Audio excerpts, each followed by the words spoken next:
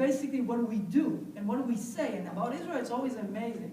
Because we do Israel doing amazing things, but we say other things, especially in social media. We're speaking again about apartheid, BDS, terrorism, Iran. We're not speaking about the positive things. And it's interesting. Again, even with students, I was in 12 campuses right now. Everyone has a positive connection to Israel, but everyone saying something else. And basically what's happened, and the result, they're also connected to other force. But does Israel, you can put it in Google, does Israel have a nuclear weapon? Does Israel have the right to exist? Does Israel kill innocent children? Those results, a lot of it is because blog and content, the other side push and they put a lot of dollars to do it. But we sometimes helping them because we're writing about those stories. And we have the power to change it. I'm going to talk about that. 3 things we're going to learn, if you can slide it fast. Branding, messaging, and your story. How can we change the image? Thank you. Next one, please. 2004, I saw a commercial, free scholarship communication in Sderot, Israel, Sapir College. I was in LA. I saw free study in Israel. I didn't ask questions. I didn't ask why Sapir College, you don't see the map of Gaza. I went second day of me as a student. I hear the alarm, 15 seconds, running to the bomb shelter. A rocket hit 200 meters in the dorm. And I was in shock. I ran and took photos.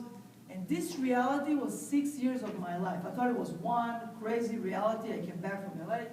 Every day in the same hours, rockets, 8 in the morning, 4 and 8 in the evening. And I asked myself, why nobody speaking about the story? Why the news only coming from Gaza? And I met the media that coming to Sderot. The media were coming to the center of the city, the Turkish, Swedish, European, whatever. And I asked them, why are you coming only with news from Gaza? And we're getting here thousands of rockets, and nobody telling our story. And all of them, doesn't matter if from Turkey, from Europe, from the States, they told me the same answer. When I'm coming to Gaza, they tell me the story. The civilians have the iPhone, they take the photo, personal story. When I'm coming to you guys, it's marketing. You try to push some information, but it's not a story. So I started beginning to tell the story with the civilian in Sderot. They told the civilian of Sderot, we can complain about a situation or we can use social media to tell a story. And the second thing about branding that I saw was in Irvine, 2010. Michael Oren, the Israel ambassador, came to speak there. People heckled him. Apartheid week began. The BDS began. And I saw the second problem with branding. Branding with Israel, we leave the story to the other side. The other side is telling what is Israel. We only replying to their messaging. They putting Israel Apartheid week, and we defending it with our strategy. We basically put most of our efforts about the how. How is basically strategy to defend ourselves. But we're not part of the story. They saying what is Israel, we're just replying. That's the second thing I realized about branding. And what I'm going to speak, and that's actually the most interesting fact, 65% of us, and also the Jewish media, are the one that helping to cover and to speak about these issues. And the question of we not part of the negative branding of Israel, we need to remember this question as well. And one thing I want to show you about branding, a new strategy that I hope you can take from here and actually can do it with your federation after that, we can talk about it. And the problem we have, again, until now, with branding of Israel, we see it as marketing. We're thinking about numbers, we're thinking about let's push information.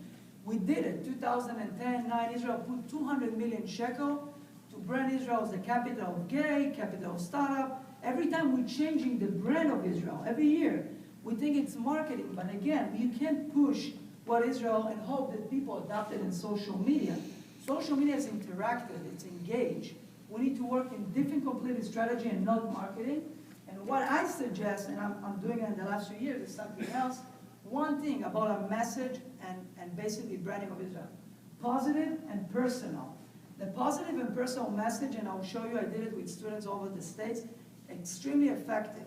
And I'll show you how we do it. The second thing, finding a common ground. We shouldn't oppose Israel because we have different kind of audience. Basically, we're speaking about Israel. We have to find a common ground, engage with that about branding. And third thing, to be proactive. If you're speaking about 5 minutes a day, every one of us will put something positive about Israel. A personal story when he's coming to Israel, a personal, I don't know, news or something that's positive. 5 minutes a day, we can share it We can rebrand Israel, and it's connected to how we engage the audience. You can skip the last part.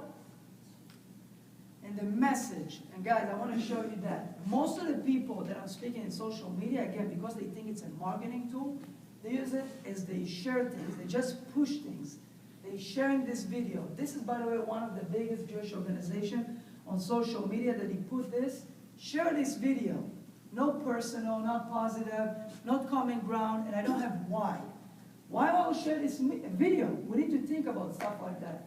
If you can pass, the second problem we have is, again, we're speaking about the other side. We focus on that in branding.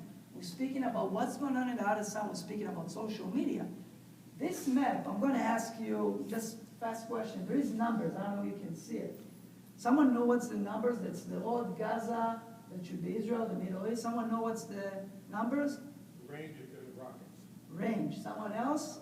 The number of rockets. Number of rockets. Something else? Population. Population. Who said that? Great, population. But most of the people don't know it, and that's our audience. And we're sharing information a lot to brand Israel. We need to think about the common ground and what the other side actually can think. You can pass one. This is the first post on Pillar of Defense. I don't know if you saw it, was on YouTube or the video. The killing of the head of Hamas. And what happened today, if every one of you, after that, go back to Google and put the word eliminated, extremely negative word. The first result in Google and images was the IDF, will be the IDF. So again, we're putting a word, negative, eliminated, with the IDF and the connotation between people who think about it. And by the way, the war, again, is not about rockets today. The war is about the legitimacy of Israel. And unfortunately, and I was in high school in the state also, when people want to learn about Israel and the brand, they're going to Google. They don't go into university. And if Google showed them negative result about Israel, we have a huge problem. If you can step that. The second thing, and very important about branding Israel, is the why. I always ask students, why is Israel important to you? If you know what's your why, that's the main key of branding and messaging. It's the most important thing. Because the why is connected to your personal story. And people need to know why Israel and what's your connection to Israel. If you don't pass it to others, we'll be stuck in the same world we have until now. I want to show you an example, positive. This was in Santa Barbara. One of the students never shared anything about Israel. She was part of the Pro-Israel Club. I asked her, please share the why. Why you care about Israel? She said, I care about Israel because I have developed a personal connection to the land. I want to do everything in my power to protect the land. Simple, no link, no hashtag, no technical things. She spoke about why Israel is important to her, personal connection, and she got 100 likes in a few hours. It's a big number. 100 people that connected with her branding to Israel. She was proactive, she was positive note, and basically people saw it. If you can pass another one. UCLA has a problem of image in Israel when I came, and I say the same approach. Why you like Israel? Personal, make it personal. Your friends, Jewish, not Jewish, engage with that. And they say the same thing, why they love Israel. That's the best approach and the proactive approach. And the same result. A lot of people like it and share it and basically connect with this community online. Last thing, David, when he introduced me, he spoke about Parashat HaShavua or something, right? Sorry that I missed it, but I want to connect to that. A lot of things about Jewish heritage, always as a kid I remember. Passover, we were all there. Ten Commandments, we were all there. Purim, we always part of the story. We're always there, the Jewish people. No matter which moment, we were part of it. This generation, we live the story to the other side. We're not part of it. We're waiting for them to say what Israel is. We just reply to their message. Let's be part of the story. That's why I suggest, I saw it in Sderot, I saw it in Irvine, in the toughest places in the state, and I saw it. If we're part of the story, 5 minutes a day, proactive, and have a personal note and a positive one, we can change it. I believe it. I came all the way here to tell you that. And I hope you'll be part of this story. I really think we can do it. So thank you for that.